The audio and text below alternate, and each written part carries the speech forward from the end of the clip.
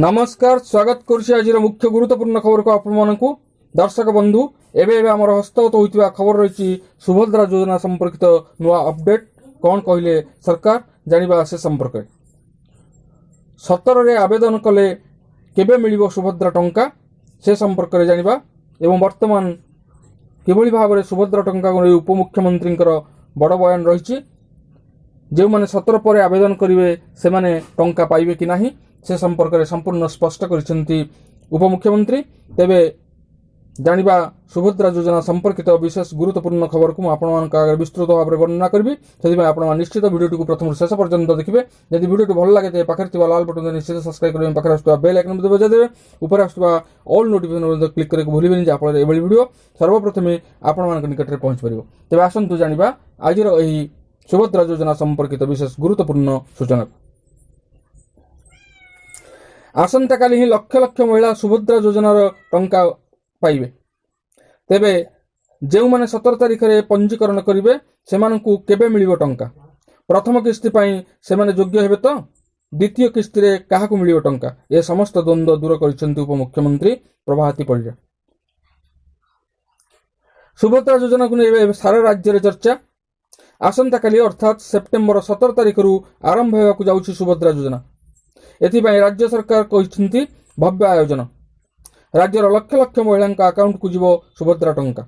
महिला को स्वावलंबी करने उद्देश्य नियारा योजनार शुभारंभ करने को जाउछंती राज्य सरकार। जो माने 17 तारिख किंबा ता पर भी आवेदन करिसेंती सेमानक अकाउंट को मध्य टंका आसीबो ए नै स्पष्ट करिसेंती उपमुख्यमंत्री। आसंता काली मिलिबो सुभद्रा योजनार प्रथम किस्ती। एथिपाई पंजीकरण करि सारिलेनी प्राय 50 लाख रु ऊर्ध्व महिला। सीधासलख महिला खाता को जीव टंका आउ एही योजनार फायदा उठाई पारिबे राज्यर लक्ष लक्ष महिला। राज्य सरकार बहु प्रतीक्षित योजनार लाभ उठाइबा पई चाहि रहिसंती राज्यर लक्ष लक्ष महिला।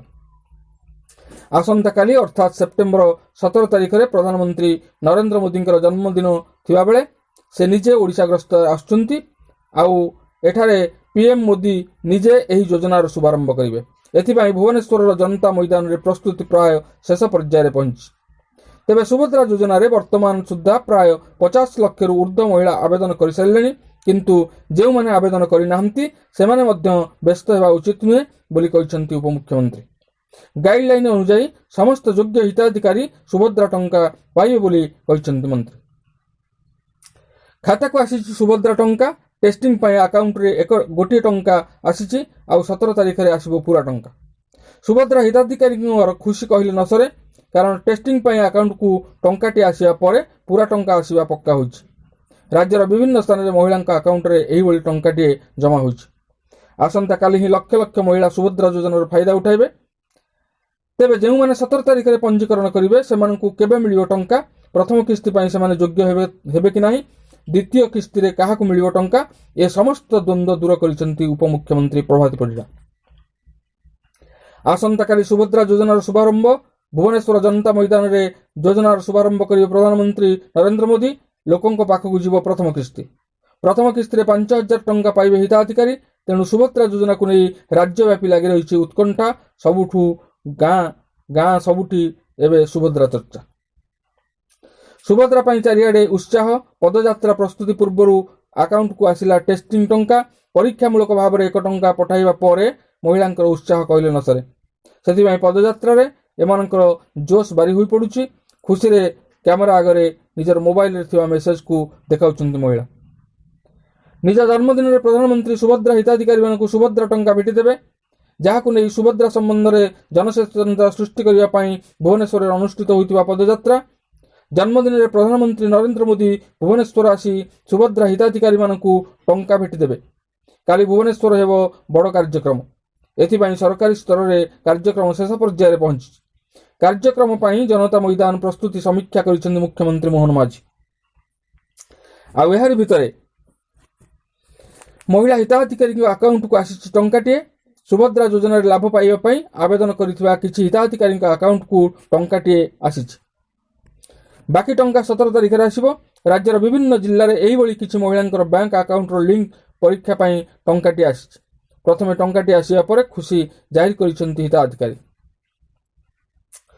ଉପମୁଖ୍ୟମନ୍ତ୍ରୀ ପ୍ରଭାତୀ ପରିଡ଼ା କହିଛନ୍ତି ନିର୍ବାଚନ ପୂର୍ବରୁ ଦେଇଥିବା କଥାକୁ ରକ୍ଷା କରିବା ପାଇଁ ଯଶସ୍ୱୀ ପ୍ରଧାନମନ୍ତ୍ରୀ ନରେନ୍ଦ୍ର ମୋଦି ଆସନ୍ତା 17 ତାରିଖ ଜନ୍ମଦିନରେ ଓଡ଼ିଶା ଆସୁଛନ୍ତି।